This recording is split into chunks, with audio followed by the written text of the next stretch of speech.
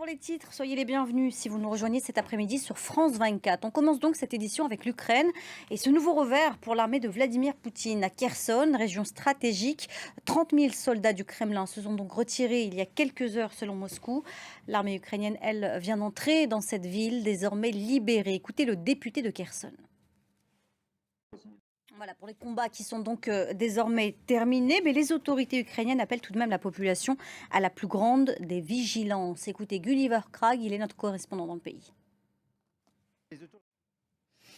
3 semaines d'errance en Méditerranée et un bras de fer diplomatique sans fin entre la France et l'Italie. Ce matin, 234 migrants ont été accueillis à Toulon.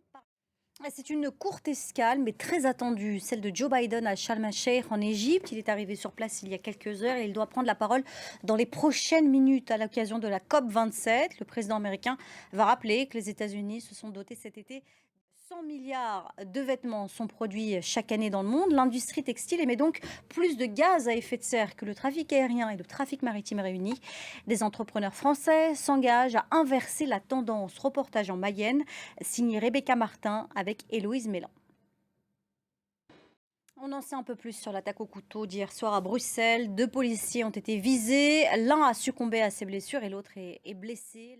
C'est une audition qui aura duré 14 heures. Celle de Rached Ranouchi, le chef du parti tunisien Ennahda, a été interrogé par un juge d'instruction. Il est visé par une enquête pour blanchiment d'argent, mais aussi incitation à la violence. L'optimisme est de retour dans les rangs des Lions de la Teranga. La star sénégalaise Sadio Mané, blessé au genou cette semaine, figure bien dans la liste des joueurs pour la Coupe du Monde. C'est son sélectionneur qui l'a annoncé. On écoute.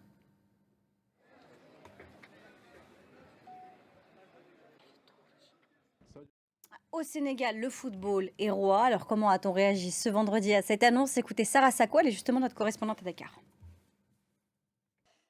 À partir d'aujourd'hui et jusqu'au 21 novembre prochain, l'Outre-mer est à l'honneur sur les antennes de France Télévisions. Opération Cœur Outre-mer qui nous emmène aujourd'hui en Polynésie, découvrir un système destiné à utiliser l'eau de mer pour climatiser les bâtiments comme les hôtels ou encore les hôpitaux. Reportage de nos équipes de Polynésie, la première. Voilà, c'est la fin de ce journal. La prochaine édition, c'est dans 15 minutes sur France 24.